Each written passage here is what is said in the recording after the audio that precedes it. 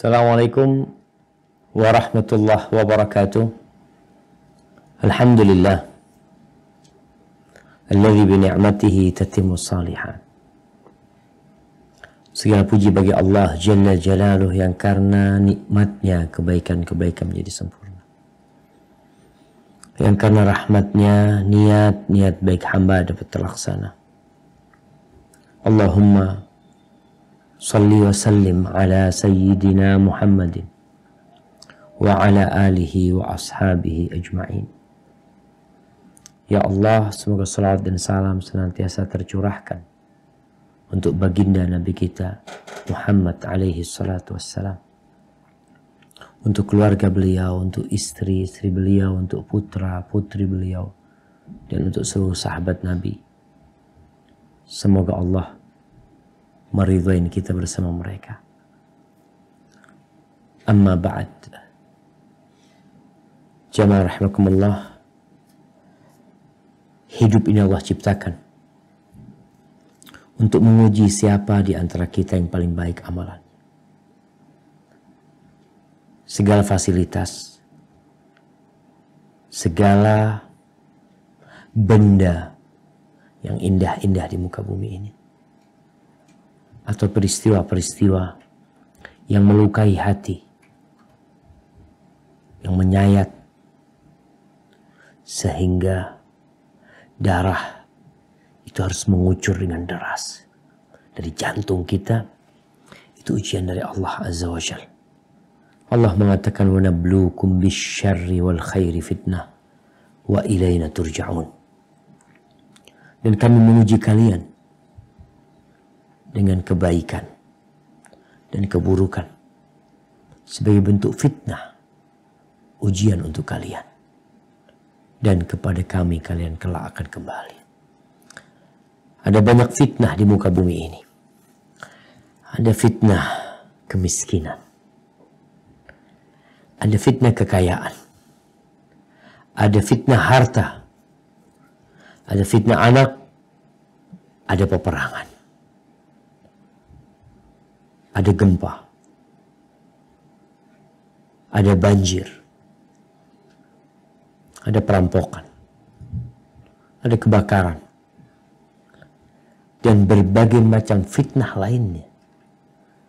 Akan tetapi Nabi kita Muhammad sallallahu alaihi wasallam bersabda dalam hadis yang diriwayatkan oleh Imam Bukhari dan Muslim, beliau mengatakan, ma taraktu ba'di finnas fitnatan adarra 'ala rijali minan nisa.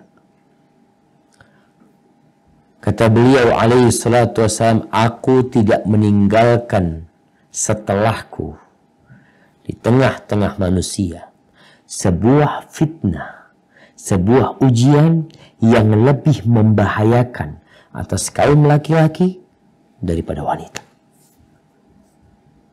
Di antara semua fitnah yang ada, ternyata yang paling dahsyat buat kaum laki-laki adalah wanita. Para wanita harus faham bahwa dirinya adalah fitnah, ujian. Dia perhiasan yang indah, yang dunia tanpa wujudnya terasa gelap, walaupun mentari terbit dan di langit tidak ada segumpal awan pun. Kedamaian, ketenangan, ketentraman tanpa ada wanita susah untuk didapatkan. Allah Azza wa Jalla berfirman, zuyyina linnas hubbus syahwat. Telah dicintakan kepada manusia hubbus syahwat, cinta kepada syahwat.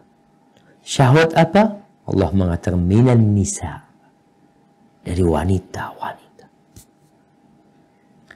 Lanjutan ayat itu mengatakan minan nisa'i wal banin wal qanatiril muqantar.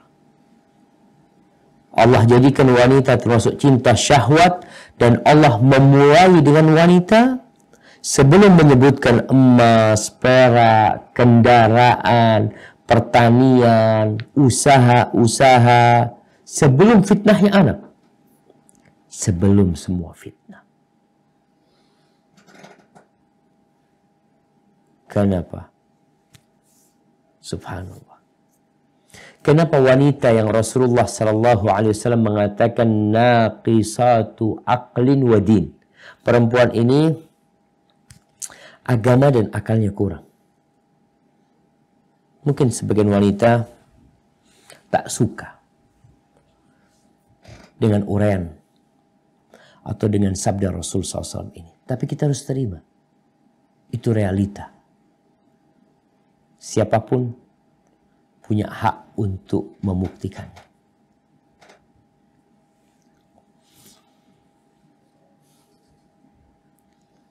Bagaimana wanita menjadi fitnah buat kaum laki-laki yang akalnya kurang, agamanya kurang wanita ini. Ternyata membuat laki-laki melakukan tindakan-tindakan yang menjadikan akal dan agamanya kurang. Seharusnya dia tidak melakukan itu. Kalau akalnya lengkap, nggak mungkin. Berapa banyak laki-laki yang korupsi karena wanita? Na'udzubillah. Akalnya di mana? Berapa banyak laki-laki yang akhirnya durhaka, memutus silaturahimnya gara-gara wanita. Melakukan perbuatan dan tindakan yang memalukan gara-gara wanita. Fitnah wanita maksudnya. Berlomba-lomba mencari dunia, lupa dengan halal dan haram karena fitnah wanita. Dalam hadis riwayatkan Imam Muslim dari Abu Sa'id Al-Khudri radhiyallahu anhu bahwa Nabi alaihi salatu wasallam bersabda, "Inna dunya hulwatun khadirah wa inna Allah mustakhlifukum fiha fayanzur kaifa ta'malun." Sesungguhnya dunia ini manis rasanya, hijau warnanya, dan Allah menjadikan kalian khalifah di sana supaya Allah melihat bagaimana kerjaan kalian, bagaimana kelakuan kalian di dunia. Fattaqud dunya, berhati-hatilah kalian dengan dunia. Wattaqun nisa, dan berhati-hatilah dengan wanita. Fa inna awwala fitnati Bani Israel kanat fin nisa. Awal fitnah di Bani Israel adalah wanita. Kerusakan, kekacauan yang terjadi di Bani Israel, penyebab pertamanya adalah godaan wanita. Di riwayat Imam Ahmad disebutkan perincian tentang kisah Bani Israel. Bagaimana fitnah wanita di sana? Disebutkan imra'atain tawilatain tu'rafan wa imra'atun qasiratun aw imra'atin qasiratin la tu'raf. Ada dua wanita yang tinggi yang orang udah pada tahu, dan ada wanita yang pendek, orang nggak tahu dengan dia. Kalau dia ini pendek, nggak dikenal dia. Fattaqadat rijlain min khashab. Lalu perempuan ini pasang, kalau hadis disebutkan, kaki dari kayu. Dia pakai sepatu hak tinggi. Tinggi. Dia pendek, dia ingin tinggi. Maka dia pakai itu kaki dari kayu, ya sepatu yang berhak tinggi. Yang biasanya dari kayu kan. Sehingga dia tampak tinggi.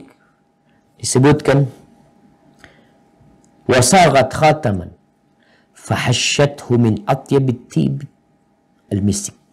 Lalu perempuan ini udah menggunakan pakaian yang panjang, ya, yang kelihatan, supaya nggak kelihatan bahwasanya dia pakai kaki pasangan, sehingga dia tinggi. Kemudian dia buat cincin, yang cincin itu berlobang, yang di situ bisa diisi parfum. Maka dia kasih di dalamnya itu parfum yang wangi dari misik. Kemudian dikasih tutup. Fa idza marrat bil mala' aw bil majlis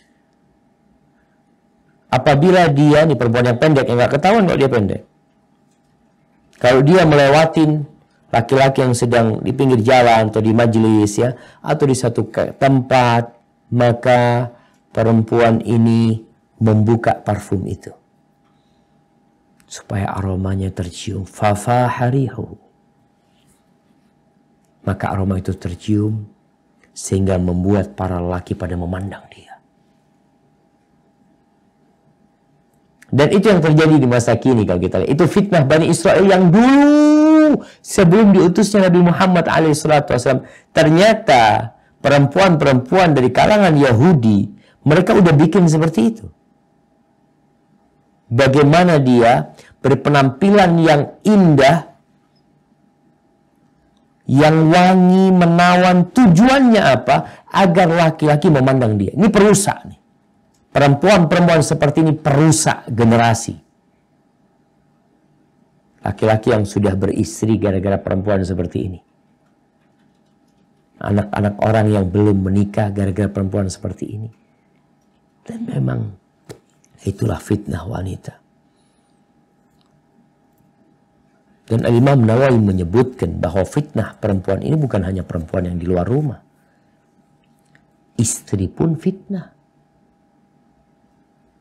Bahkan fitnah istri ini termasuk besar buat kaum laki-laki. Karena dia senantiasa bersama dia.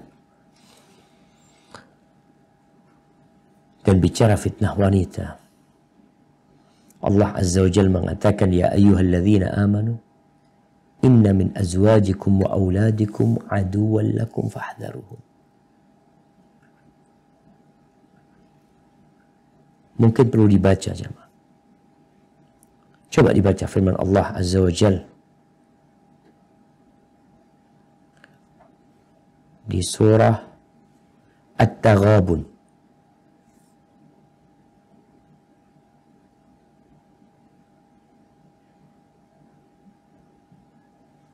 ayat 14.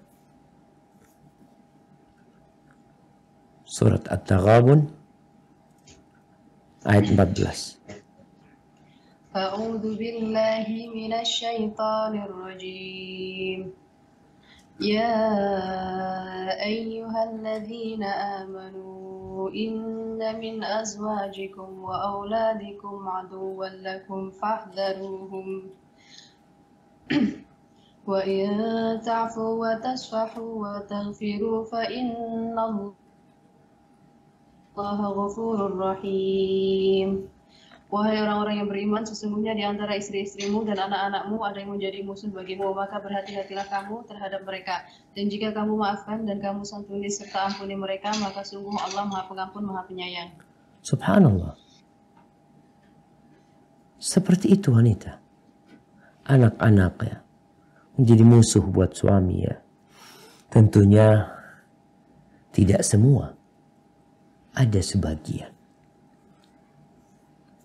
Al-Fudail bin Iyad, seorang alim ulama yang hidup sederhana, bahkan miskin.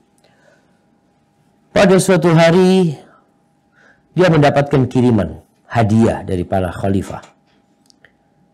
Dia dapat uang sebesar 10.000 dirham. 10.000 dirham. 10.000 dirham nih, kalau buat beli kambing, dapat 100 ekor.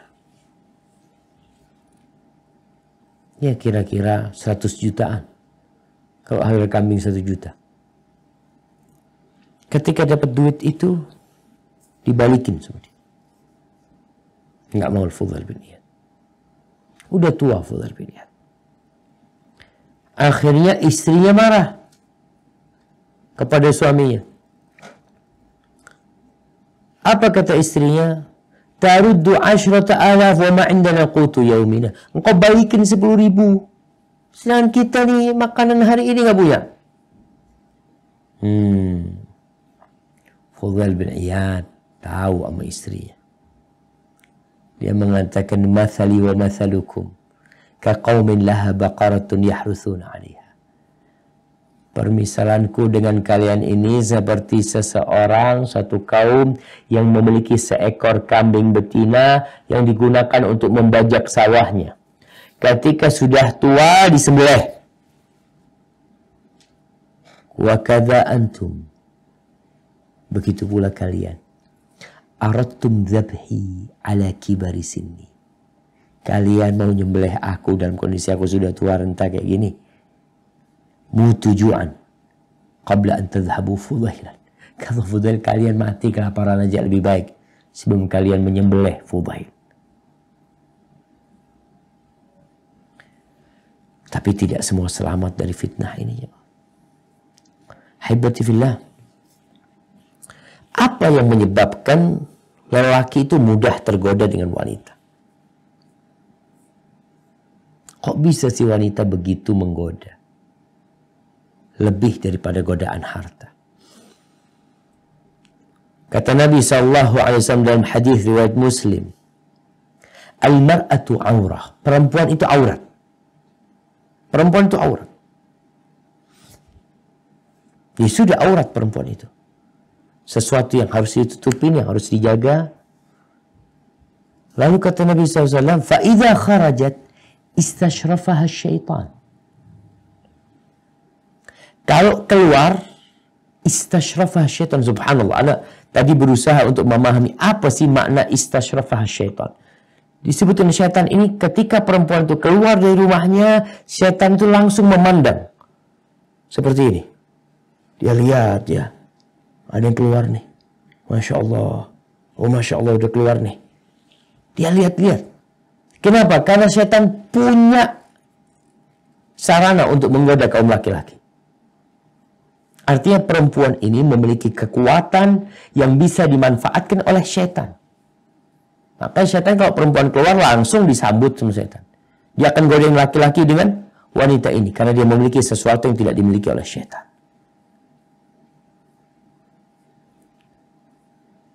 Baik itu syaitan manusia atau syaitan dari bangsa jin.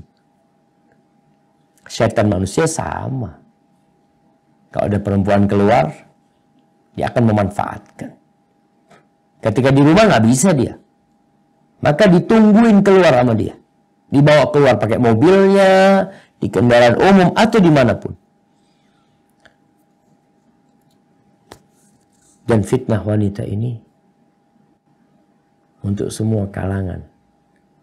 Jangan dipikir yang sudah umur 70 tahun tidak tergoda dengan wanita. Yang umur 80 tahun, oh udah, nah nggak ada nafsu, nggak ada syahwat. Insya Allah nggak bisa digodain sama setan. Setan nggak pernah tidur siang. Dia selalu menggoda manusia selama hayat masih di kandung badan. Apa yang harus kita lakukan supaya tidak terjumus dalam fitnah perempuan? Syariat Islam. Nih kalau ada orang yang masih fobi dengan kalimat syariat Islam, kau tuh nggak tahu bahwasanya Allah menurunkan syariat ini lebih indah dari semua aturan yang dibuat oleh manusia.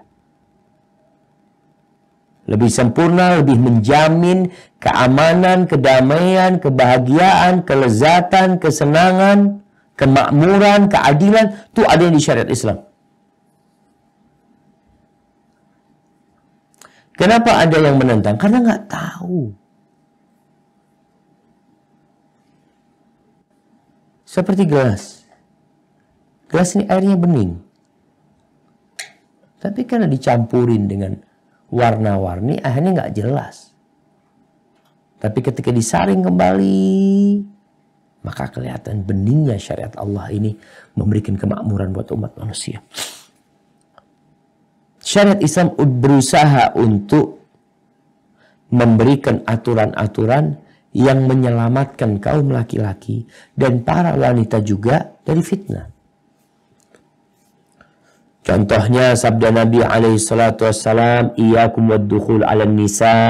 Kalian jangan masuk-masuk ke tempatnya perempuan. Sekarang laki perempuan dijadiin satu. kalian jangan masuk-masuk ke tempatnya perempuan. Maka kita lihat di masjid itu perempuan di belakang. Oh, ini bias gender ini. Ini menindas kaum wanita. Bukan, itu memuliakan kaum wanita. Iyyakumud dukhul al-nisa. Jangan masuk ke tempatnya perempuan. Waqala Nabi SAW, ketika Nabi mengatakan itu, ada seorang mengatakan, ya Rasulullah, ara'aital hamu. Ya Rasulullah, gimana kalau ipar yang keluar masuk, gimana? Dia kan masih keluarganya suami. Suaminya nggak ada, dia masuk, keluar masuk. Mungkin ngambil sesuatu, betulin sesuatu. Apa kata Rasulullah SAW? Alhamu al-maut. Oh, ipar. Maka ipar itu kematian. Seakan-akan Nabi mengisyaratkan kalau ipar yang masuk itu akan mengantarkan kepada matinya agama seseorang. Bahkan bisa mengantarkan kepada kematian orang yang masuk. Karena ketika dia berzina dan dia sudah menikah, dia akan dirajam sampai mati. Dilarang untuk menjaga keharmonisan rumah tangga. Untuk menjaga kebebasan setiap orang. Menikmatin keluarganya masing-masing tanpa gangguan. Yang namanya, ya, ada pelakor, ada nggak tahu apa namanya seperti itu. Dijaga, nggak boleh masuk-masuk. Kemudian Rasul sallallahu alaihi wasallam mengatakan, la yakhluwanna ahadukum bimra'atin. Tidaklah seorang di antara kalian yang berduaan dengan wanita, yang Nabi melarang, la yakhluwanna ahadukum bimra'atin. Jangan kalian berduaan dengan perempuan yang bukan mahramnya. Fa inna syaitana thalithuhuma. Syaitan itu yang ketiga.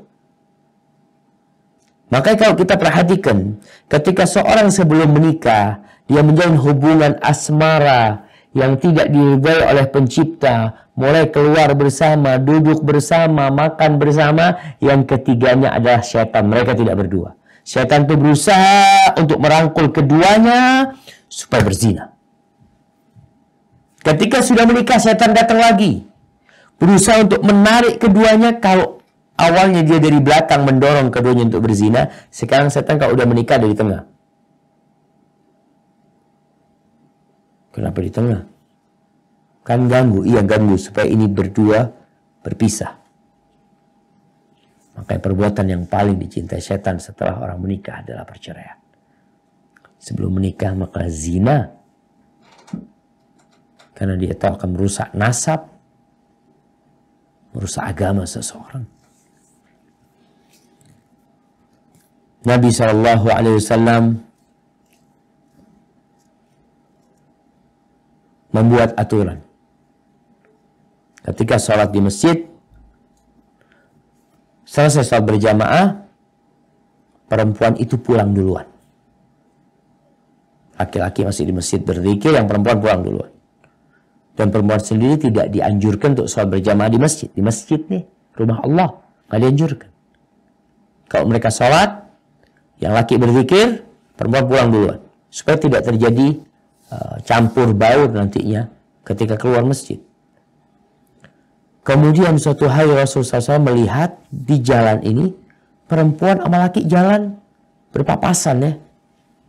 Yang kadang-kadang mungkin tersenggol pundaknya, badannya tersenggol. Apa kata Nabi SAW? Istakhirna fa innahu laysa lakunna an tuhaqqiqna at-tariq alaikunna bihafati at-tariq. Kalian tolong ke samping, kata Nabi SAW. Kalian jangan jalan di tengah. Yang perempuan jalannya ke samping, yang laki di tengah. Sampai diatur seperti itu, jemaah. Demi menjaga agar dunia ini tetap dirahmati Allah Azza wa Jalla. Karena rusaknya Bani Israel, banyaknya terjadi perzinaan, pembunuhan, anak-anak hasil zina yang bermunculan karena perempuan. Maka Nabi SAW sebagai penghulu yang sayang dengan umatnya, beliau berusaha, yang perempuan jalannya ke samping ya, jangan di tengah. Sampai perempuan itu kadang-kala di masa Nabi SAW kalau jalan Di samping itu bajunya nempel ke tembok. Dari menjaganya diri mereka. Kalau sekarang laki perempuan jalan bareng. Na'udzubillah, berenang bareng.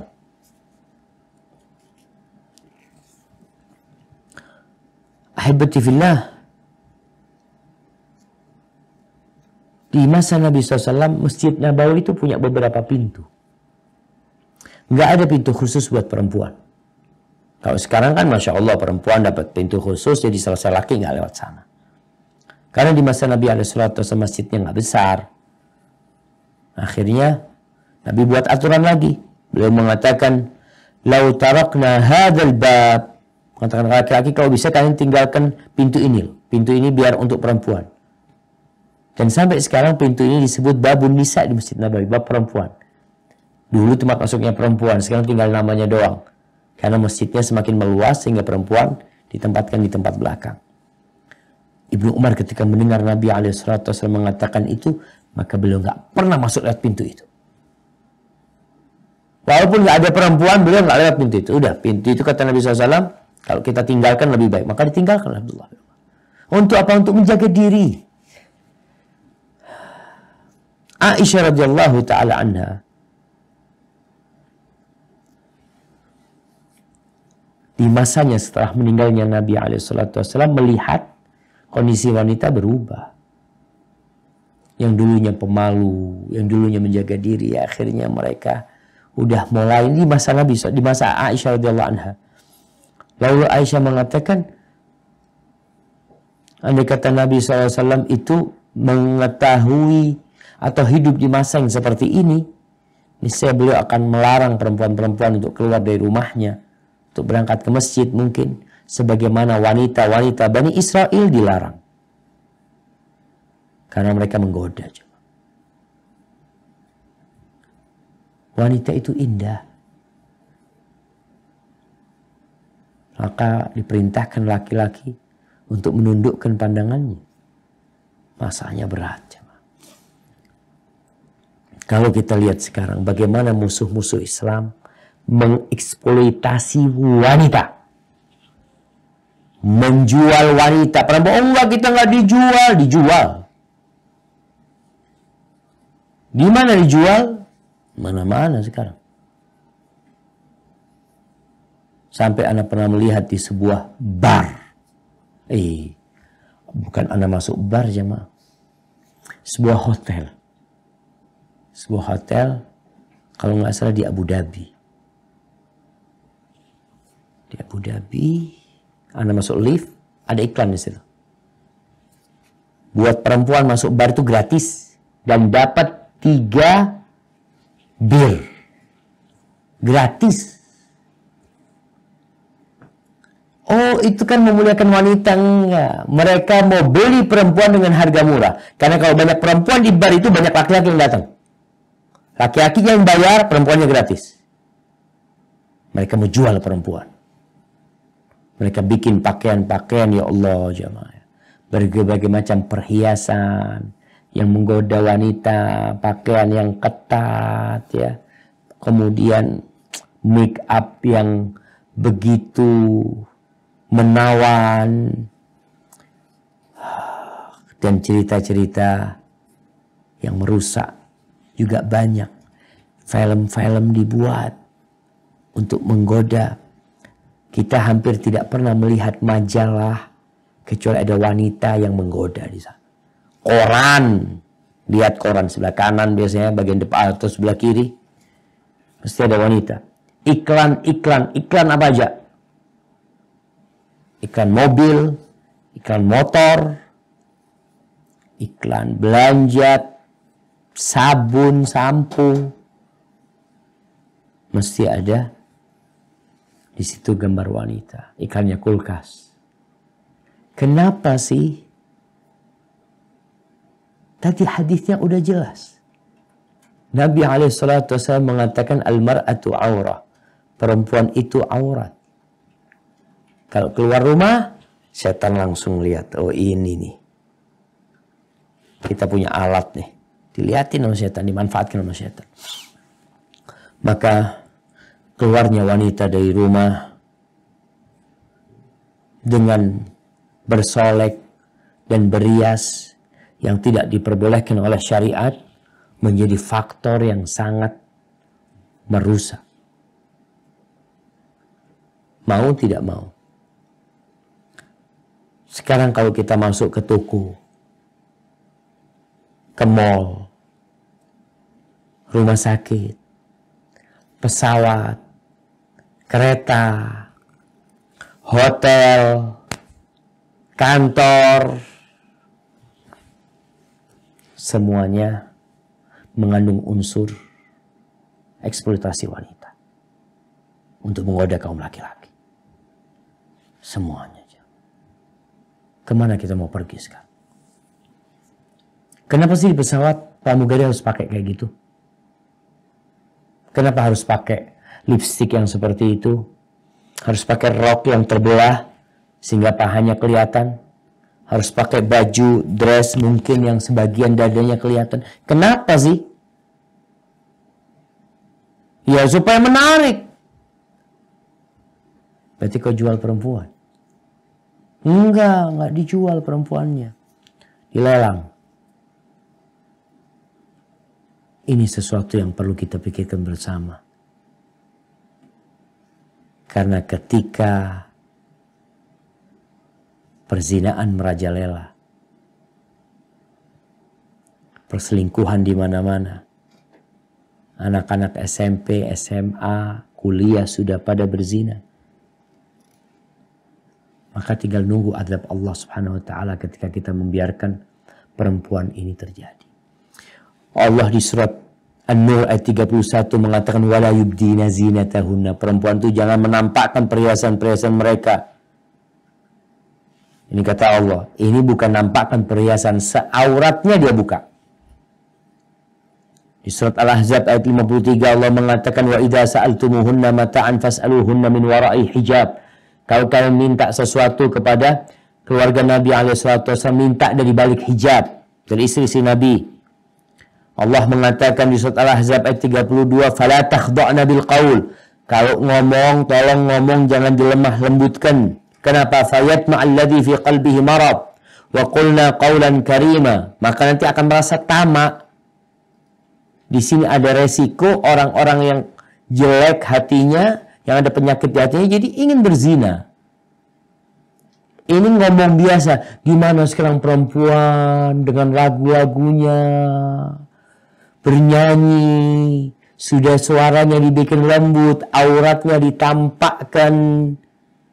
Mau dibawa kemana bangsa ini? Generasi depan itu mau dibawa kemana? Diajarin apa? Dengan media yang kita lihat, televisi yang ada. Coba acara-acara yang dibuat sama mereka. Mana yang mendidik generasi muda untuk menjadi orang yang bermanfaat buat negeri dan bangsa. Hiburan, hiburan, hiburan, hiburan. Kita hidup bukan untuk berhiburan. Kita hidup untuk membangun kehidupan yang lebih nyata dan abadi. Kita harus serius menghadapi semua ini. Hiburan perlu. Yang bolehlah sepekan sekali ada hiburan. Tapi ternyata acara televisi dari pagi sampai sore, sampai malam, semuanya hiburan. Ada yang bermanfaat, Ustaz. Satu. Apa? Ya, ketika diumumkan masuk azan maghrib waktu Jakarta. Alhamdulillah manfaat tuh. Kita jadi waktu sholat. Setelah itu lanjut lagi. Haibati fillah. Sekarang bagaimana kita menyelamatkan diri kita dari fitnah wanita? Yang wanita juga diperintahkan menutup auratnya, untuk tidak keluar rumah, untuk menjaga pandangannya. Kita bicara yang laki, apa yang harus dilakukan? Yang pertama, jangan melepas pandanganmu. Fitnah itu ada di luar. Kita berusaha untuk memperkecil fitnah yang ada. Tapi di diri kita sendiri, apa yang harus kita lakukan? Anda sebagai seorang laki-laki, maka ya seperti sabda Nabi SAW, La tutbi'in nadhrah an-nadhrah. Jangan diikuti pandangan dengan pandangan selanjutnya. Fa inna lakal ula wa laysat lakal akhir. Bagimu yang pertama. Yang selanjutnya bukan. Maksud yang pertama bagimu adalah pandangan yang tidak sengaja. Nggak sengaja lihat perempuan, ya sudah, palingkan pandangannya. Ini adalah istilahnya itu al-wiqayatu khairun minal ilaj. Menjaga lebih baik daripada mengobati.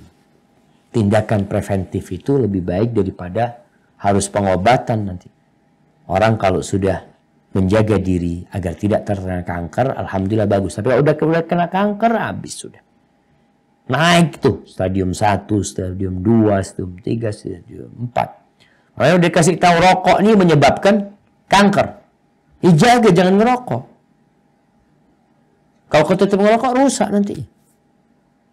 Kau nggak kasihan sama dirimu sendiri. Maka menjaga lebih utama daripada mengobatin. Begitu pula dengan wanita. Ketika kita nggak ngelihat, subhanallah jemaah. Kenapa orang buta itu tidak terfitnah dengan wanita lewat matanya? Karena nggak pernah ngelihat, dia nggak tahu kayak apa tuh perempuan. Dan kita pun ketika tidak melihat, ada di ruangan ini umpamanya, ada perempuan lewat di luar sini, bolak-balik dia perempuan. Mungkin perempuan itu dengan rok yang seksi ya lewat. Karena Anda nggak kelihatan, nggak tergoda Anda.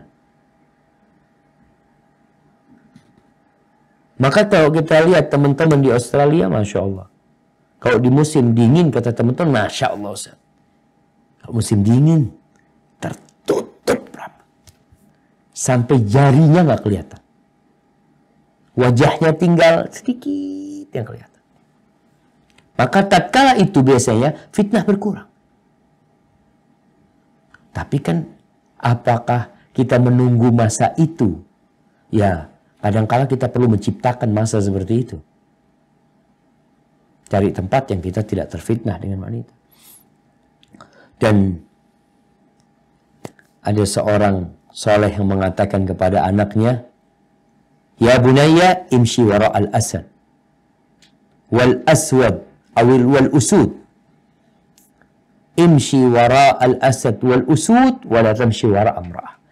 Wahai ananda, berjalanlah engkau di belakang singa, tapi jangan berjalan di belakang wanita.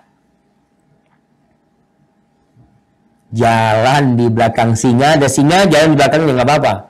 Insya Allah kau nggak akan tergoda, tapi jangan berjalan di belakang wanita. Ya Allah Ustaz, masa seperti itu perempuan Ustaz? Betul. Jadi istilah di barat mengatakan ladies first. Perempuan suruh jalan dulu, nggak berlaku dalam Islam. Perempuan kalau berjalan, engkau melihat dia. Perempuan itu dari belakang, dari depan dan belakang menggoda. Tapi ketika engkau berjalan di depannya selesai. Engkau nggak akan tergoda kemana? Dia di belakang, nggak kelihatan Anda. Maka berjalanlah di belakang singa.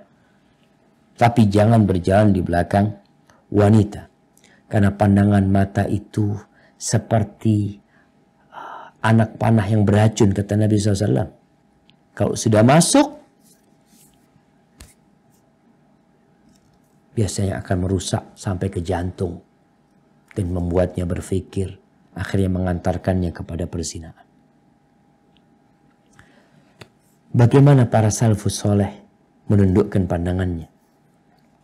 Ar-Rabi', Sufyan bercerita tentang Ar-Rabi'. Dia mengatakan, Kana Rabi' yaghuddu basarahu. Rabi' itu menundukkan pandangannya. Famar Rabihi niswah. Tahu-tahu perempuan lewat. Maka Rabi' itu menundukkan pandangannya sampai seperti orang buta. Akhirnya wanita-wanita itu berpikir dia ini buta. Mereka mengatakan, Ya Allah, na'udzubillah dari buta, na'udzubillah dari tinggal. Padahal dia nggak buta. Dia sedang menundukkan pandangannya. Hassan bin Abi Sinan. Disebutkan Hasan bin Abi Sinan ini berangkat sholat id. Biasanya sholat id banyak perempuan-perempuan memang keluar juga melaksanakan sholat id. Ketika pulang, ada yang mengatakan kepada dia, Ya Aba Abdullah, ma ra'ayna idan akthar nisa'an minhu. Kita nggak pernah ngelihat lebaran seperti ini. Yang paling banyak perempuannya kayaknya sekarang ini. Banyak perempuan yang pada sholat. Memang hari itu menakjubkan. Perempuan banyak sekali yang berangkat ke masjid untuk sholat id. Ketika pulang, dia berjumpa dengan istrinya. Lalu perempuan itu mengatakan, kam min imra'atin hasanatin qad nazartal yawm. Berapa banyak wanita cantik hari ini yang kamu lihatnya. Diam, Hasan nggak jawab. Perempuan ini kadang-kadang nggak perlu dijawab. Kalau nggak nanti ribut. Ya, terus ngomong kayak gitu. Insya Allah bisa cuci mata kau hari ini.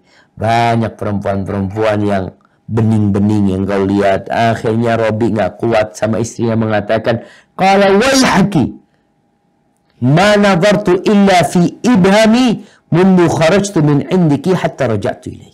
Waihaki, kau tahu, sejak aku keluar dari rumah sampai pulang ke sini, aku tidak melihat kecuali kepada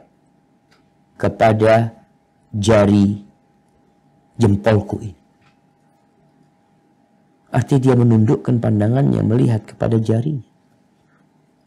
Karena jamaah, kalau sudah memandang, jadi penyakit akhirnya. Kemudian cara yang kedua, apabila seorang lelaki melihat sesuatu yang menakjubkan, pulang ke rumahnya. Pulang ke rumahnya. Maka di sini di rumahnya harus ada istri. Kalau punya rumah, sudah.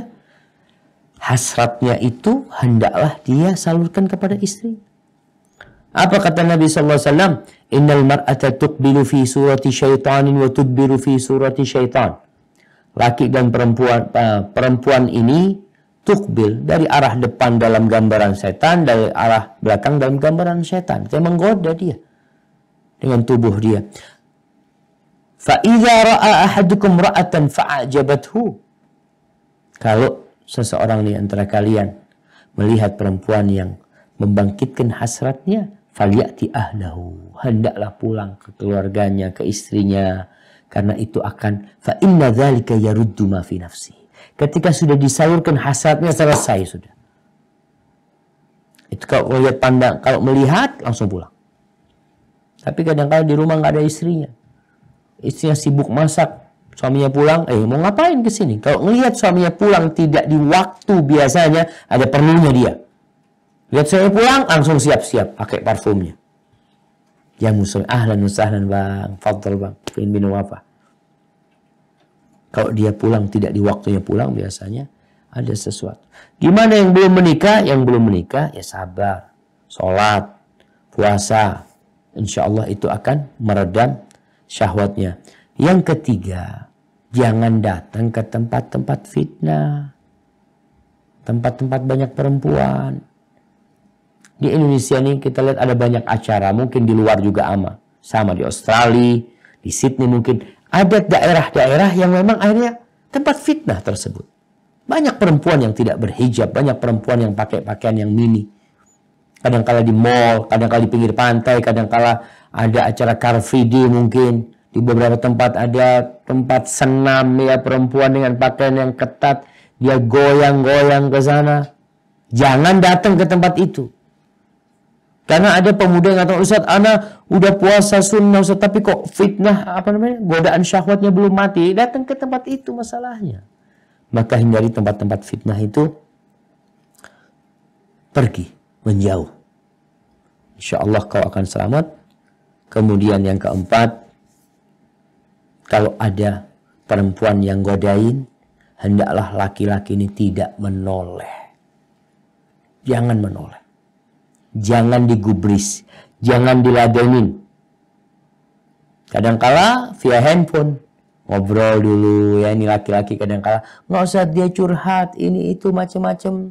Kalau sudah mulai menjurus ke sesuatu yang kayaknya nggak bagus, matikan handphonenya, blokir nomornya, selesai.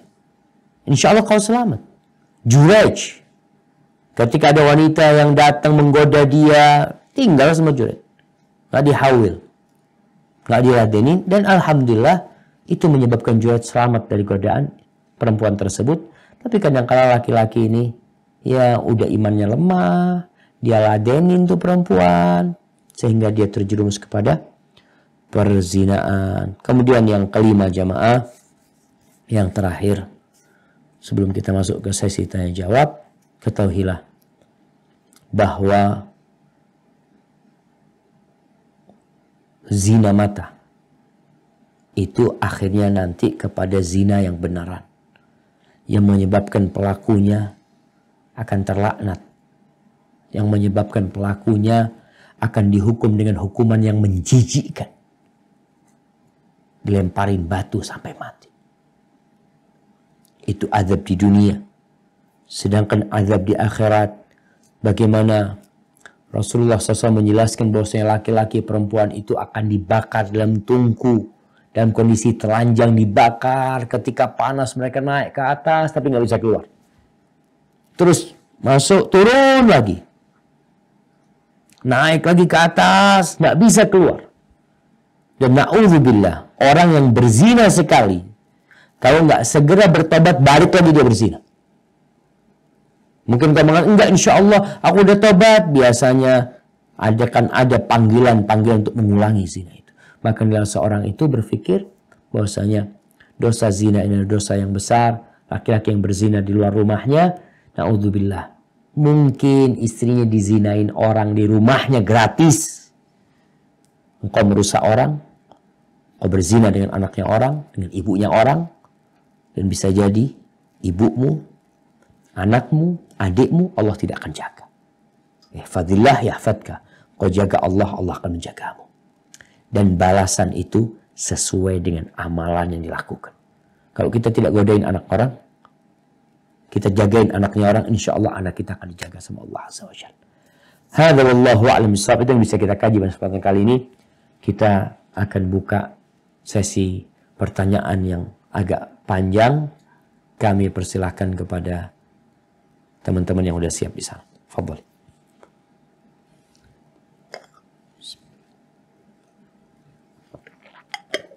Assalamualaikum.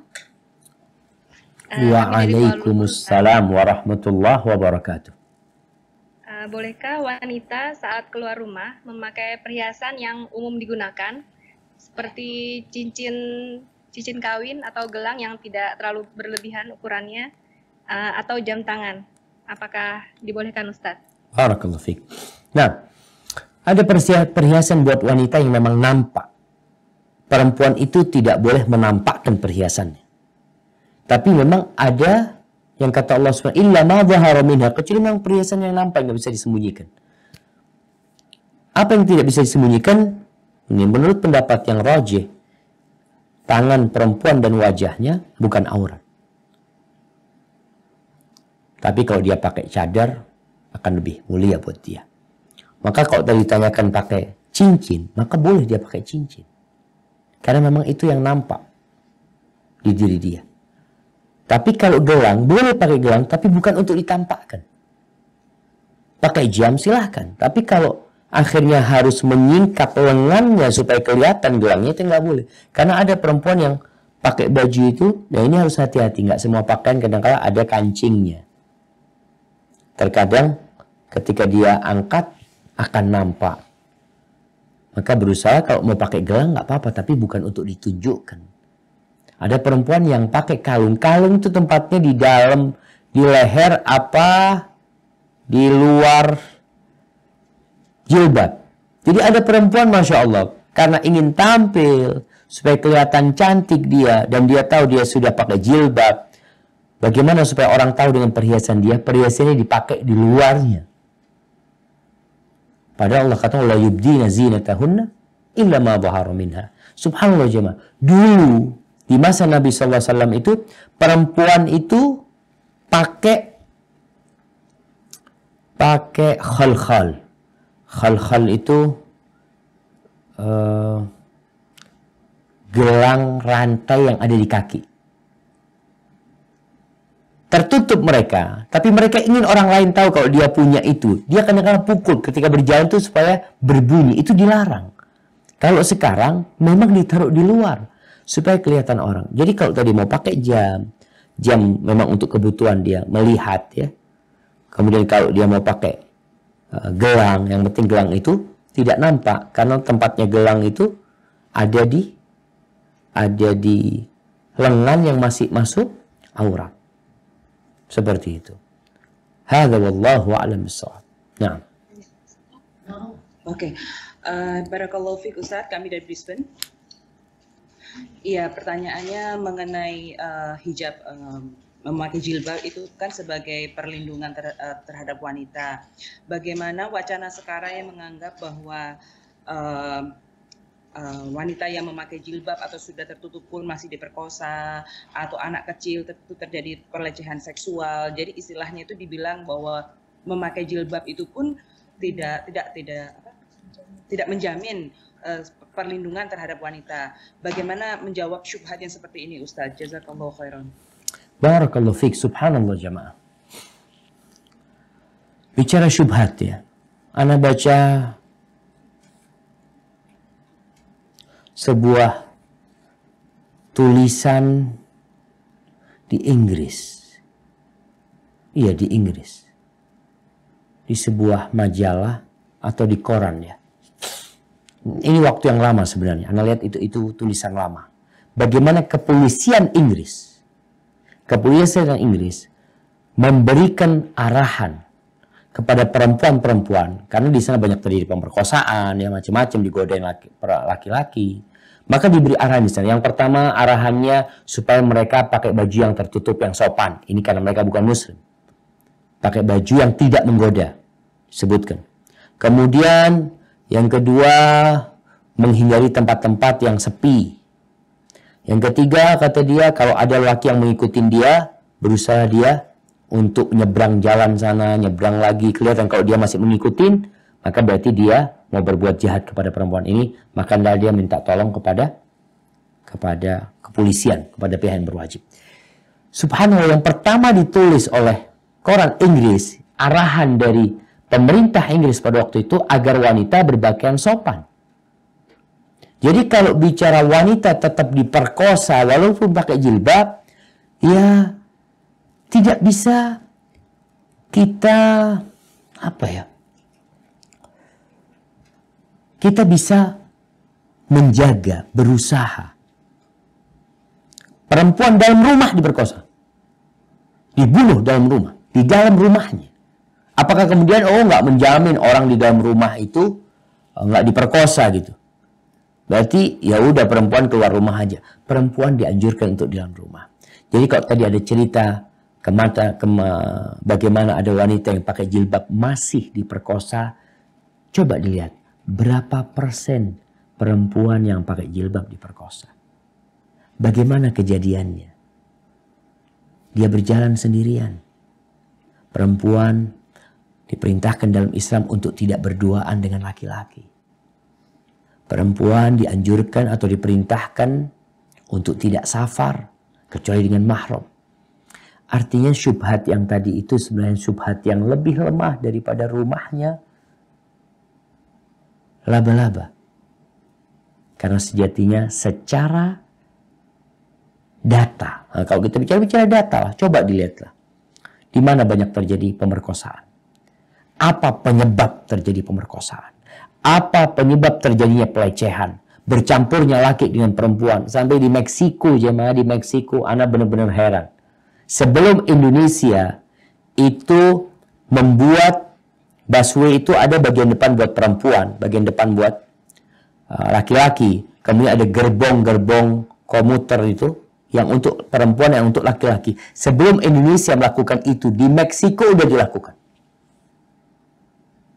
Kenapa? Karena mereka melihat kalau bercampur laki sama perempuan, perempuan dizalimin.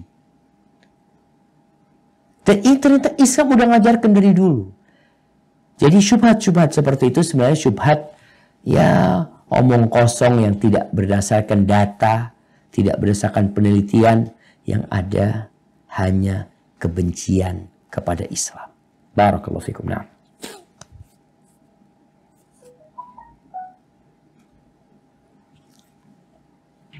Assalamualaikum Ustadz. Dari Perth ada pertanyaan titipan dari seorang ibu. Bolehkah saya merasa capek? Bagaimana cara saya untuk terus bisa sabar menghadapi cobaan dan fitnah terus-menerus terhadap dirinya? Di mata seseorang dia lakukan itu selalu dinilai salah. Tolong nasihatnya untuk seorang ibu ini, Ustadz, karena dia sudah merasa lelah. Jazakallah khairan.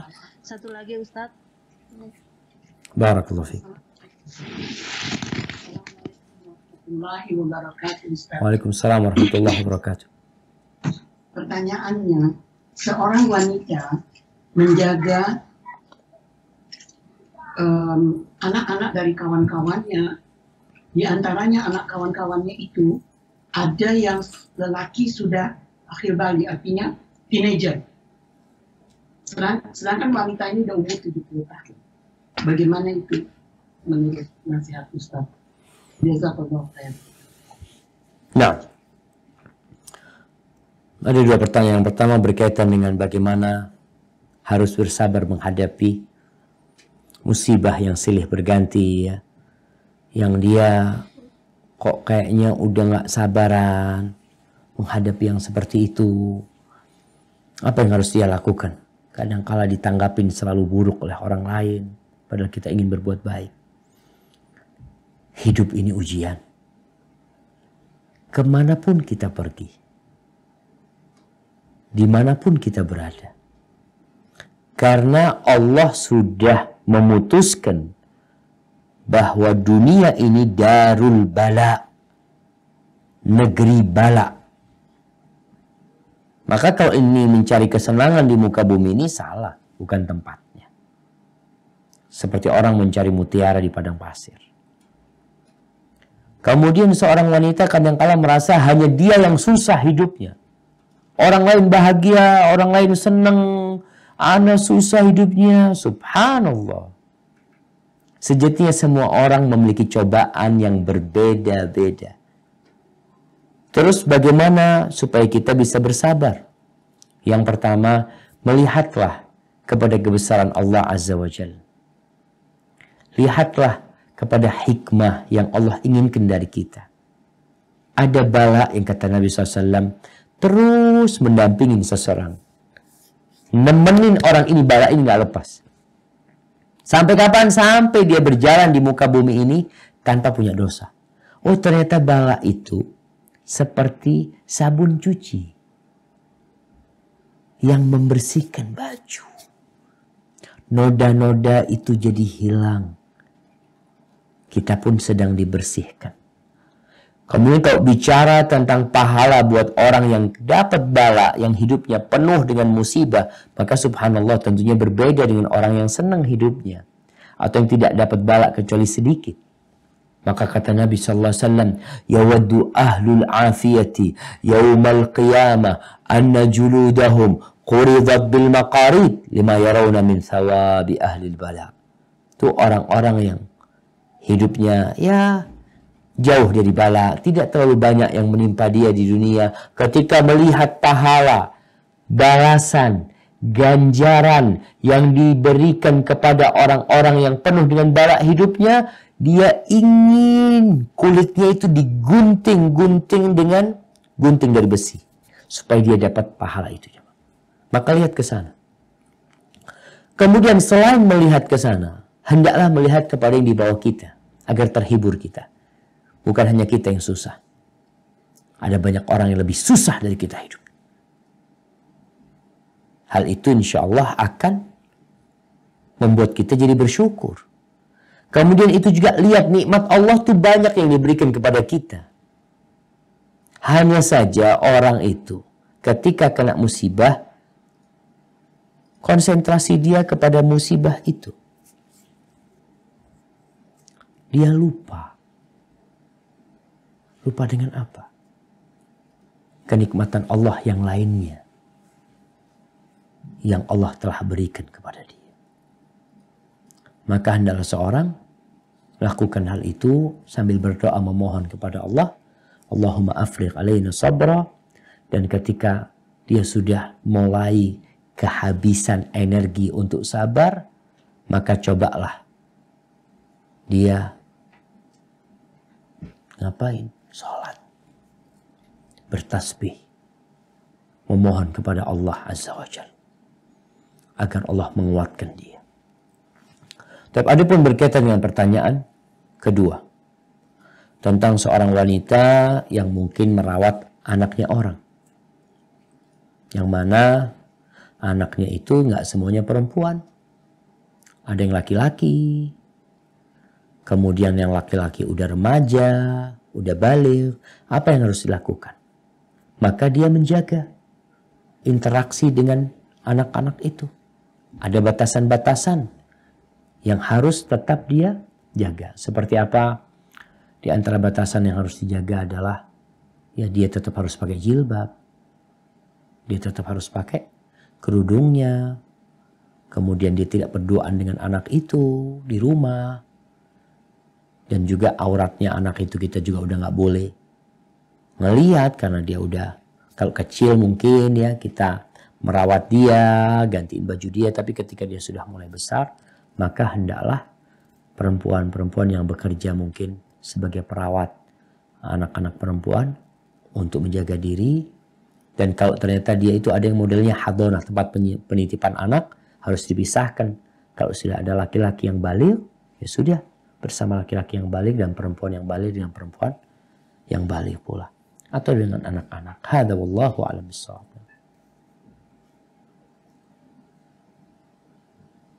Nah, silakan. Assalamualaikum Ustadz. Waalaikumsalam warahmatullahi wabarakatuh. Kita dari Melbourne mau punya 2 pertanyaan. Yang pertama, ada travel mengurus jamaah untuk pergi umroh. Travel ini memberikan keringanan pergi umroh dulu, terus habis itu boleh bayar bertahap Ustadz. Bagaimana menurut Ustadz? Mohon pencerahannya. Yang kedua, di Indonesia kan kita ketahui banyak yang ikut senam-senam, terus kadang mereka pakai jilbab tapi pakai aksesoris, pakai make up. Kebetulan saya ada family yang udah cukup umur, beliau janda. Saya mau menasehatinya Ustadz agar dia tidak tersinggung. Mohon pencerahannya Ustadz, gimana caranya kita kasih nasihat untuk beliau. Jazakallah khairan. Assalamualaikum. Barakallahu fiik. Subhanallah jemaah. Nah, berkaitan dengan pertanyaan pertama, yaitu ada travel umroh yang menawarkan untuk berangkat umroh gratis, bukan gratis, bayar pulangnya. Jadi bayar secara bertahap ketika sudah pulang dari umroh. Berkaitan dengan hal ini, Allah Azza wa Jalla mengatakan, "Walillahi 'alan nas hajjul baiti man istata'a ilaihi sabila."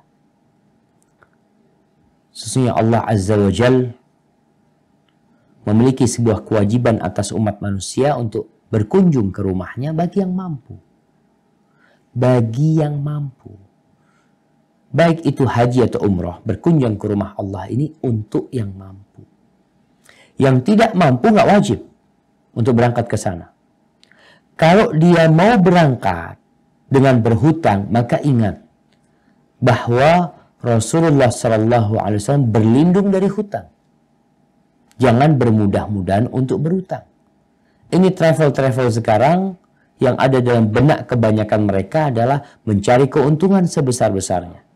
Mencari jamaah sebanyak-banyaknya.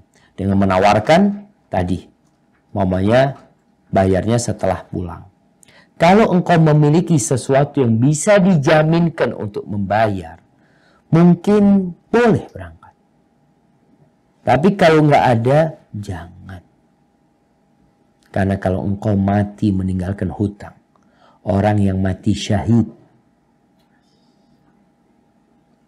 orang yang mati syahid, ketika dia punya utang, maka subhanallah, tidak akan masuk surga sampai dia melunasi hutang. Maka nasihat ana, berusahalah untuk tidak berhutang, kecuali punya jaminan yang bisa untuk membayar itu. Tapi kalau mengatakan enggak, insya Allah Ana bisa nyicil dengan gaji bulanan. Ketika engkau meninggal dunia, engkau nggak punya gaji bulanan. Selesai sudah urusanmu. Dan akan menjadi beban buat keluargamu nantinya. Padahal itu bukan sesuatu yang harus engkau kerjakan. Seperti itu. Barakallahu fiik. Lalu berkaitan dengan pertanyaan kedua ya, yang memiliki tentang senam, yang udah pakai jilbab tapi tetap pakai aksesoris ya, tetap make up macam-macam tuh perempuan jamaah. Padahal udah umur ya, kadang-kala dia udah janda apalagi ya. Tetap dia itu ingin menarik orang lain untuk memandang dia. Gak berhenti jamaah. Subhanallah. Ini pertanda memang godaan wanita ini dahsyat sekali. Lalu bagaimana kita memberikan nasihat kepada orang-orang seperti ini? Kasih nasihat tentang iman terlebih dahulu. Tentang hakikat kehidupan. Tentang bagaimana seorang muslim seharusnya hidup di muka bumi ini. Dengan cara seperti itu, ingatkan dia dengan akhirat ya. Ingatkan dia dengan surga Allah Azza wa Jal. Kemudian sampaikan bahwasanya banyak perintah-perintah Allah yang harus kita kerjakan ya. Larangan-larangan yang harus kita tinggalkan. Kemudian baru berbincang tentang seorang muslimah itu seharusnya jaga diri.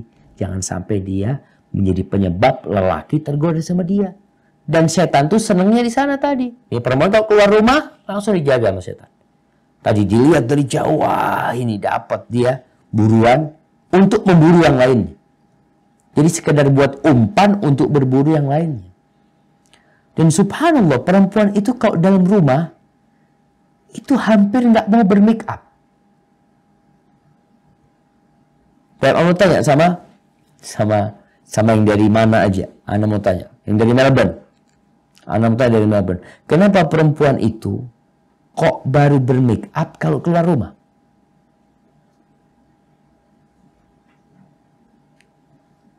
Nah,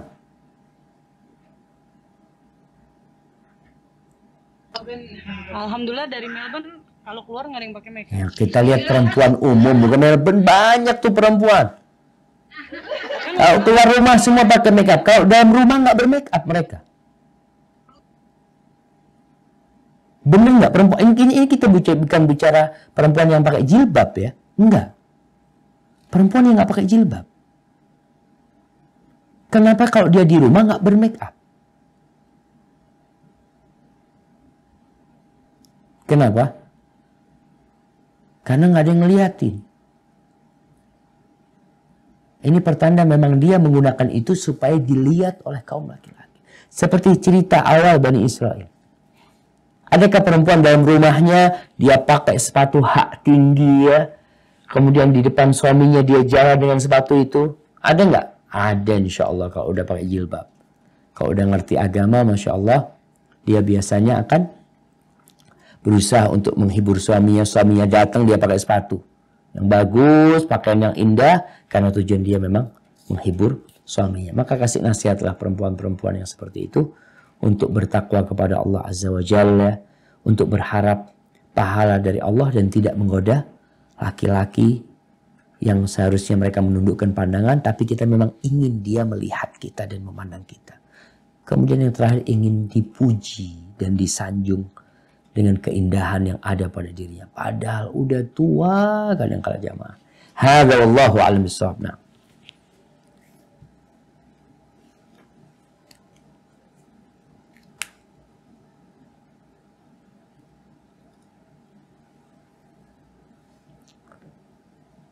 Nah, silahkan.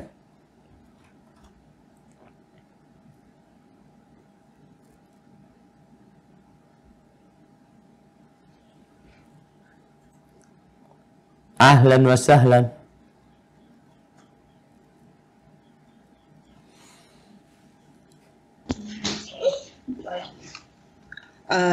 Barakallahu fiik, Ustaz, saya membacakan pertanyaan dari Canberra. Siap. Yang pertama, bagaimana hukumnya bersalaman dengan kakak ipar maupun keponakan laki-laki yang berbeda jauh umurnya dan kakak ipar itu sudah kita anggap sebagai kakak atau bapak sendiri. Sedangkan keponakan laki-laki dari suami sudah kita anggap sebagai adik sendiri. Yang kedua, Satu-satu aja, biar nggak lupa Ustaz. mengenai hal yang sedang viral saat ini, mengenai disertasi seorang dokter Universitas Islam tentang halalnya zina jika di tempat tertutup dan haram jika di tempat terbuka. Gimana? Afwan? Yang kedua?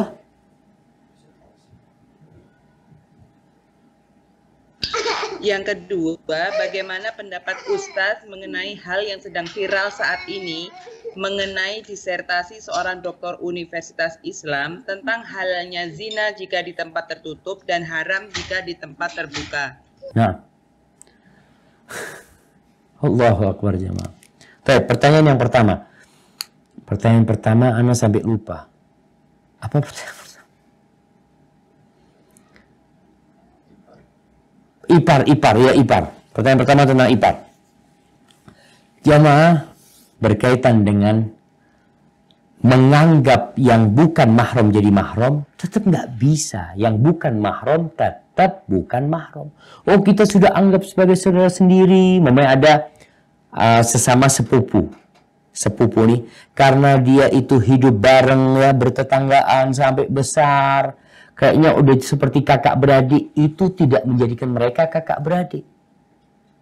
Sebagaimana kakak ipar atau abang ipar itu tidak akan pernah menjadikan dia sebagai mahram. Keponakan ipar juga, keponakan suami tidak akan pernah menjadi mahram.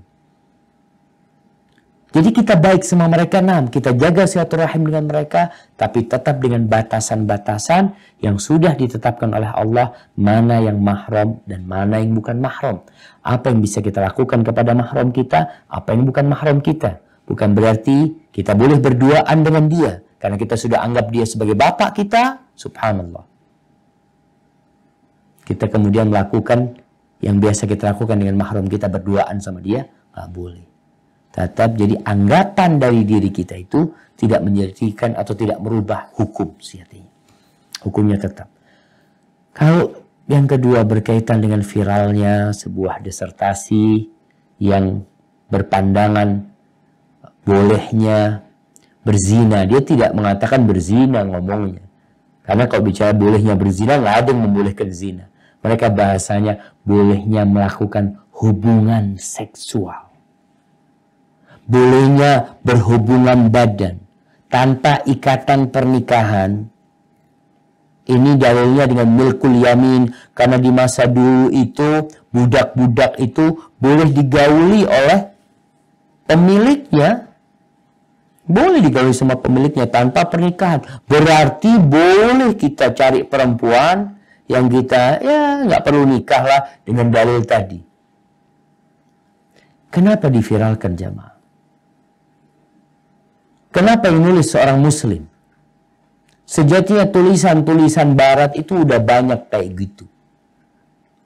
Mereka menebarkan syubhat-syubhat, tapi karena yang menulis itu orang kafir, maka nggak diterima oleh umat Islam. Yang namanya mustasyrikun, para orientalis. Sejak dulu mereka berusaha menebarkan syubhat-syubhat, membuat kajian-kajian. Tapi kajian-kajian mereka nggak laku. Karena umat Islam, kafir. Maka orang-orang kafir pun berpikir, kalau begitu nggak bisa kita berbicara pakai lisan kita. Pakai apa? Pakai lisannya orang Islam. Maka bagaimana umat Islam ini diajarin sama mereka? Baik yang dari Indonesia, dari Mesir, dari Maroko. Orang-orang belajarnya ke barat nih. Dulu awalnya ke barat belajarnya. Belajar di Sorbonne, di McGill, di Kanada sana, atau di Amerika, belajar di sana, belajar Islam. Kita ini selalu berbicara, kita tuh ketinggalan sama orang Barat. Mereka sudah sampai ke bulan, kita masih belajar tentang masalah namanya khilafiyah. Betul, seharusnya udah selesai. Urusan agama nggak usah di otak-atik. Antum belajar ke Amerika bagaimana bikin rudal. Belajar ke Amerika bagaimana bikin pesawat tempur. Belajar ke sana bagaimana pulang bisa bikin handphone tanpa kita harus impor dari Amerika, dari Cina, dari Korea. Hendaknya kita belajar ke sana itu. Ketika belajar ke Amerika, belajar Islam, pulang ngerusak Islam. Kenapa? Laung belajar dari orang yang memang ingin merusak Islam. Dari dulu. Maka ini masalah kita jamaah. Ada sampai seorang guru besar perguruan tinggi Islam. Negeri di Indonesia dulu, udah mati dia. Dia pulang dari Kanada. Awalnya sekolah di Indonesia, terus ke Mesir, terus lanjutkan S2, S3-nya di Kanada. Kemudian dia memiliki pandangan-pandangan yang merusak Islam. Dan bukunya itu, Masya Allah, dijadikan kurikulum di perguruan tinggi Islam. Subhanallah jamaah. Ketika dia ke Kanada, dia cerita, Ana baru dapat Islam di sini. Dia di Mesir sekolah, bertonton nggak dapat Islam di sana. Dapat Islam yang benar di Kanada. Islam yang apa? Islam yang sudah di-redesign oleh orang-orang Barat itu supaya umat Islam ini tidak ditolong sama Allah SWT.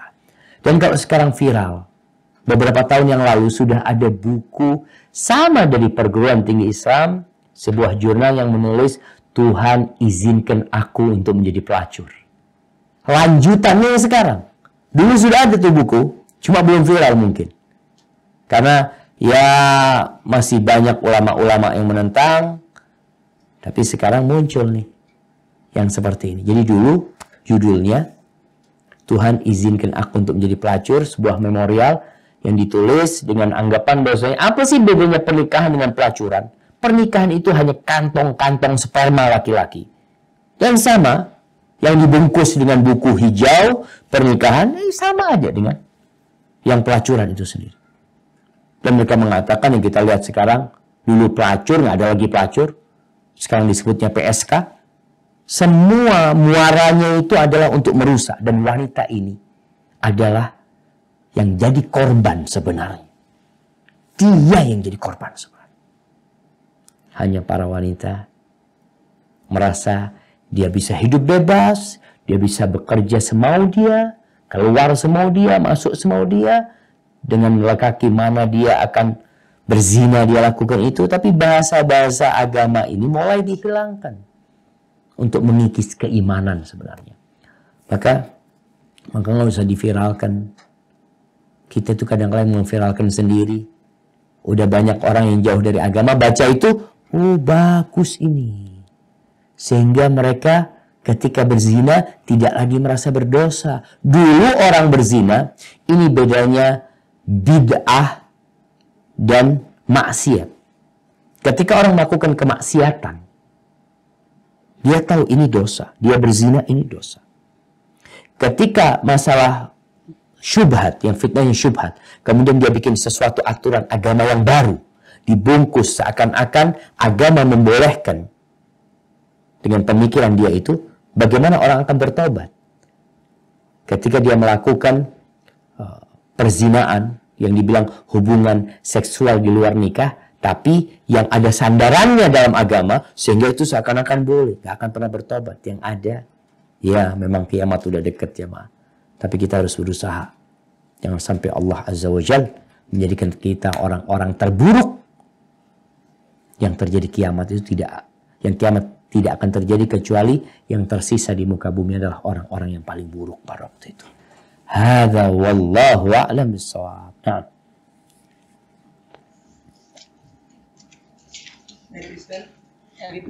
Dari Brisbane Ustadz. Assalamualaikum warahmatullahi wabarakatuh. Waalaikumsalam warahmatullahi wabarakatuh. Ya, saya mau bertanya bagaimana batasan antara misalnya kita udah punya anak laki-laki yang teenager. Apakah boleh misalnya di rumah itu kita berpakaian seksi gitu Ustaz? Mungkin dengan alasan kalau misalnya di Australia kan di luar tuh banyak yang berpakaian seksi, jadi biar anak laki-laki kita ini nggak kaget gitu loh, jadi udah terbiasa.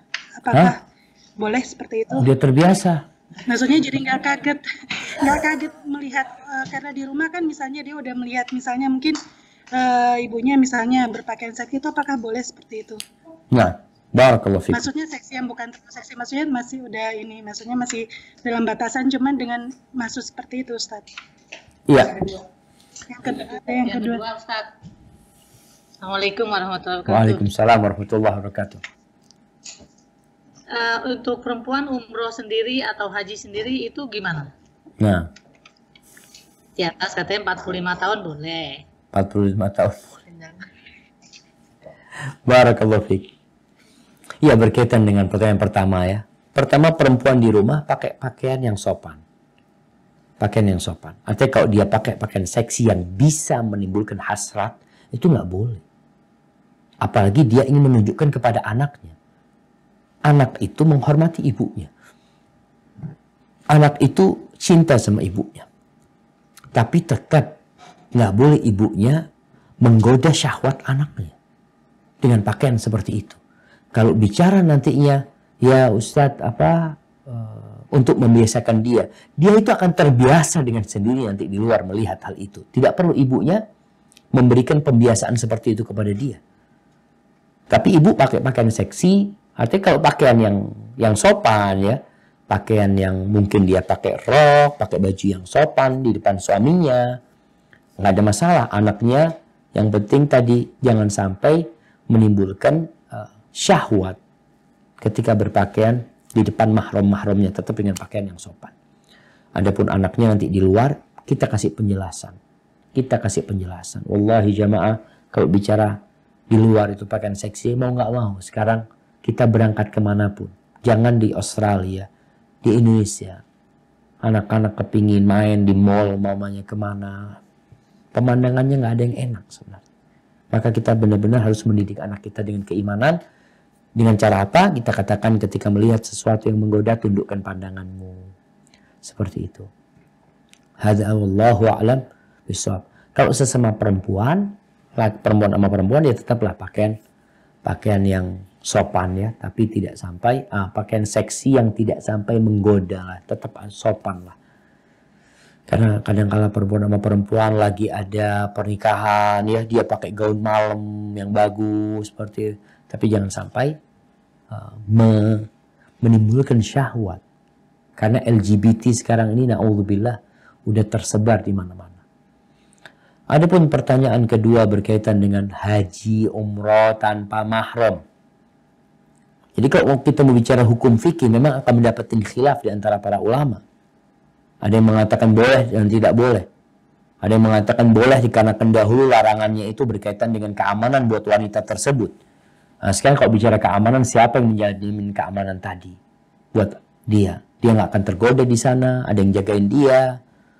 Kemudian kalau bicara umur 45 tahun ke atas, memang pemerintahan Saudi mungkin tidak mensyaratkan mahram buat yang 45 tahun ke atas.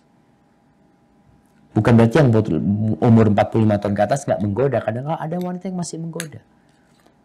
Maka nasihat ana, tetaplah berusaha untuk tidak umroh, tidak haji, kecuali pakai mahram. Namun kalau kondisinya benar-benar tidak punya mahram dia ya, nggak ada mahramnya dia, udah mati semuanya dan dia ingin berangkat haji, dalam mazhab Imam Ahmad bin Hanbal kalau nggak punya mahram jadi nggak wajib dia haji walaupun dia punya harta.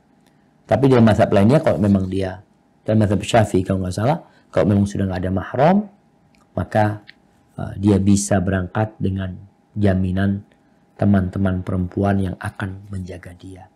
Hadza wallahu a'lam bishawab. Nah.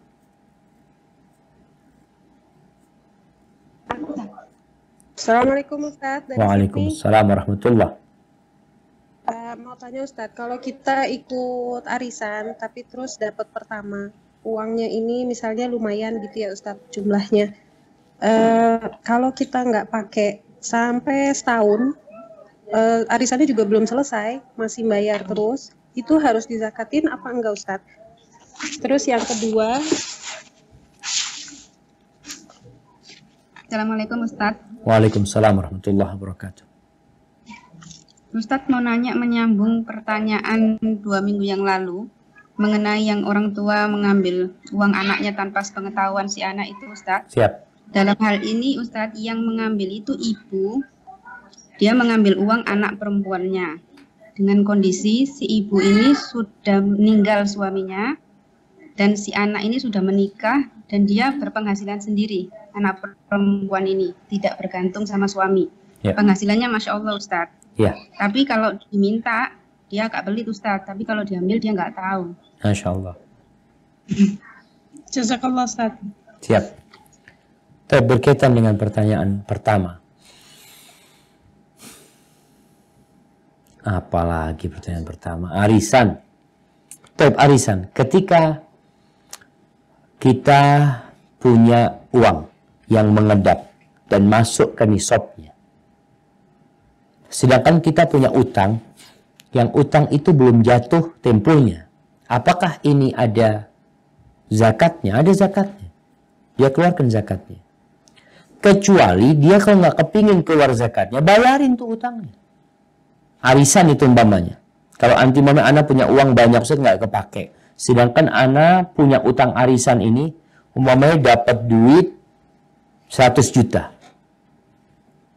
100 juta. Utangnya sama 100 juta nantinya. Karena uangnya orang juga ini. Dia yang sudah dia dapat itu dia harus bayar tiap bulan 10 juta umpamanya. Maka kalau dia ingin selamat, lebih baik dia bayarin tuh. Anak udah lunas arisan anak. Jadi dia nggak punya duit. Tapi kalau uang itu mengendap di tempat dia dan dia nggak pakai sampai nisabnya, ketika di akhir tahun, maka dia keluarkan zakatnya. Jadi berkaitan dengan utang kita ke orang, apakah dipotong utang kita sama orang? Mulai Anda punya uang 100 juta. Anda punya uang 100 juta, Anda punya utang rumah nih, nyicil. Rumah ini masih sisa 300 juta. Memang nyicilnya sampai 10 tahun.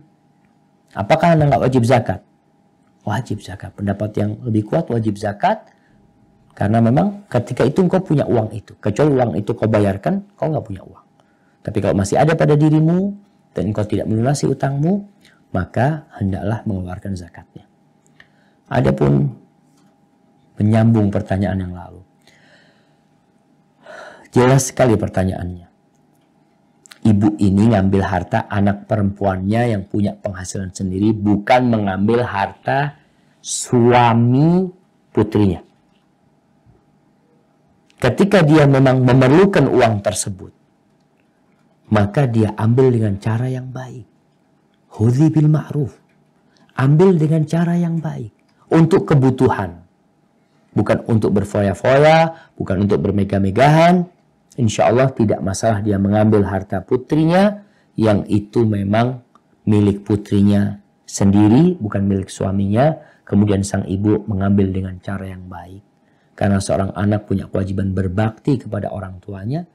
Ya berbakti sama orang tuanya itu salah satunya dengan harta. Kecuali perempuan ini nggak punya harta, Anda nggak punya harta, Ustaz. Harta itu harta milik suami. Maka ketika itu nggak boleh ibunya ngambil harta suaminya. Hadza wallahu a'lam bissawab. Nah. Dari Ford Ustaz. Assalamualaikum warahmatullahi wabarakatuh Ustaz. Waalaikumsalam warahmatullahi wabarakatuh.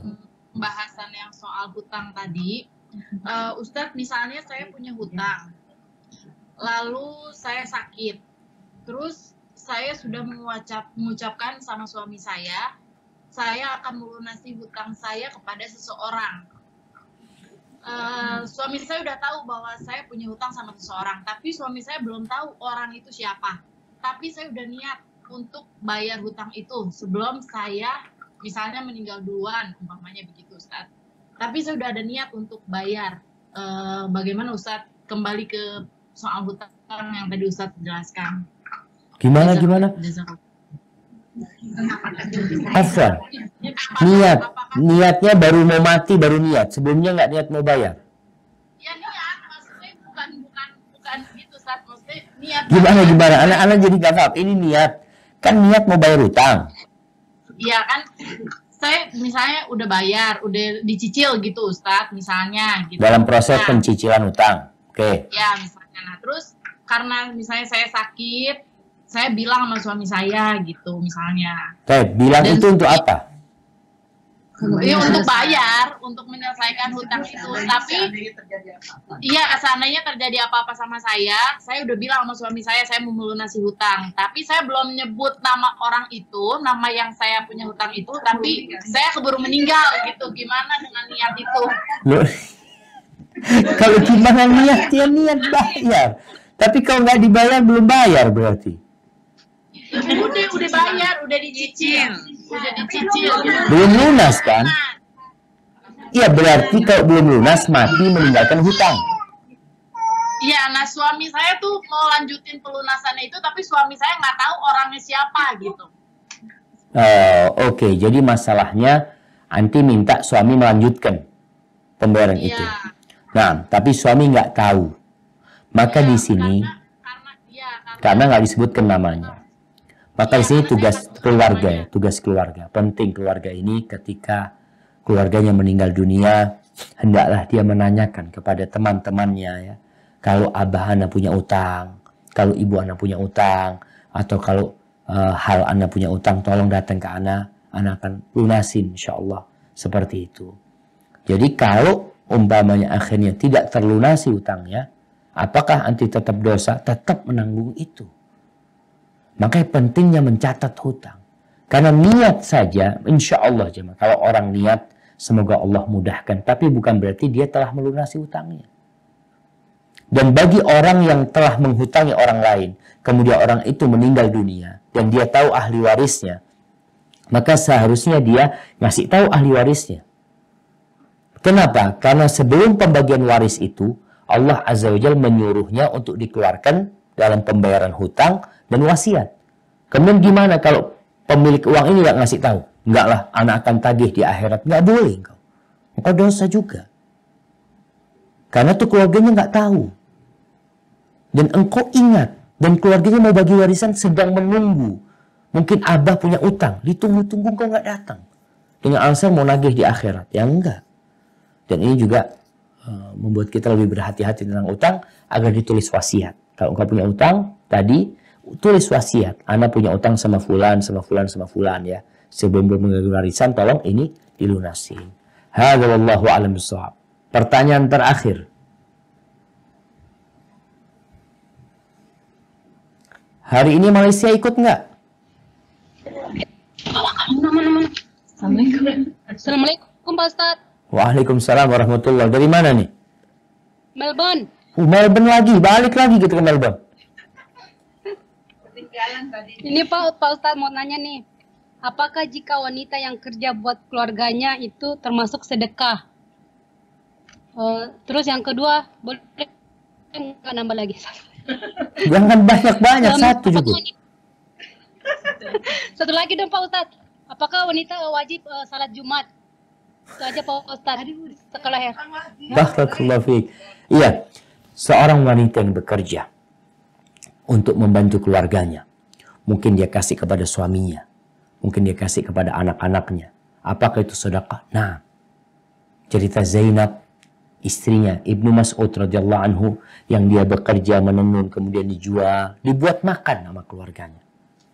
Ketika dia tanya sama Nabi SAW, Nabi mengatakan alaihi salatu wasallam, yang kau berikan kepada suami dan anak-anakmu itu adalah sedekah.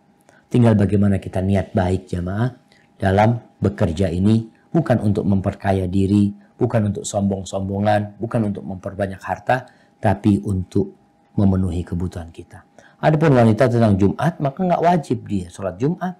Tapi kalau dia ikut sholat Jumat, maka gugur sholat duhur dia. Menurut pendapat yang lebih kuat, cukup dia sholat Jumat menggantikan sholat duhur dia. Hadza wallahu a'lam bishawab. Assalamualaikum Ustadz dari Kuala Lumpur. Waalaikumsalam warahmatullahi wabarakatuh. Masya Allah, terakhir Kuala Lumpur ini. Tadi pertama sudah Ustadz. Oh, sudah pertama. Nah, tafadhali. Bagaimana sebaiknya untuk anak perempuan kita, apakah lebih baik sekolah di sekolah umum yang dekat dengan rumah orang tuanya, atau sebaiknya sekolah di pesantren yang lokasinya jauh dari rumah, di mana orang tuanya tidak bisa rutin menjenguknya? Dan sebaiknya umur berapa kalau misalnya lebih baik sekolah di pesantren? Nah, barakallahu fiik. Ya subhanallah jamaah, berkaitan dengan sekolah ini, ana berharap semua yang mendengar suara ana, dimanapun kau berada, ana ingin di setiap kota itu ada sekolah khusus putri, bukan pesantren.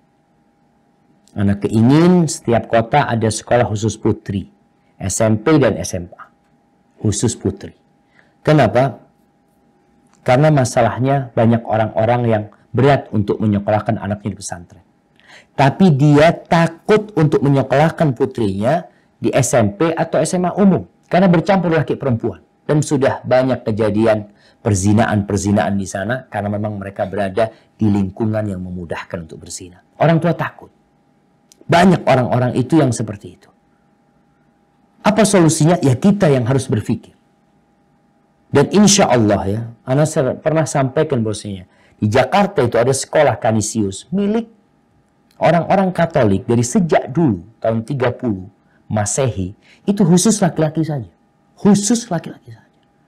Dan ada sekolah-sekolah Katolik yang khusus perempuan saja. Bukan pesantren, sekolah khusus perempuan. Maka harapan anak kita, umat Islam memiliki di setiap kota itu solusi untuk kebaikan umat ini. Kebaikan negeri ini dan bangsa ini, sekolah khusus perempuan. Karena ada orang yang nggak mau masuk anaknya pesantren karena jauh mungkin, karena susah untuk berjumpa dengan anaknya. Maka nasihat anak kalau tadi ada sekolah perempuan dan insya Allah lingkungannya baik, silahkan sekolah di situ, nggak harus ke pesantren. Tapi kalau tidak mendapatkan lingkungan yang baik, maka solusinya pesantren. Terus kapan dimasukkan ke pesantren? Anak itu mulai lulus SD biasanya sudah bisa mandiri. Ini umum. Anak kalau sudah lulus SD biasanya sudah bisa mandiri. Tapi ada yang nggak umum. Ada yang masih belum bisa berpisah sama orang tuanya. Biasanya setelah lulus SMP. Itu nggak banyak yang kayak gitu. Tapi rata-rata biasanya lulus SD itu sudah siap. Kalau sebelum SD janganlah karena terlalu kecil. Hadza wallahu a'lam bishawab. Itu yang bisa saya sampaikan. Apabila benar itu dari Allah Jalla Jalaluh. Kalau ada yang salah dan kurang berkenan itu dari diri anak pribadi. Allah dan Rasul yang terbebaskan dari kesalahan itu. Sampai berjumpa kembali. Wassalamualaikum warahmatullahi wabarakatuh.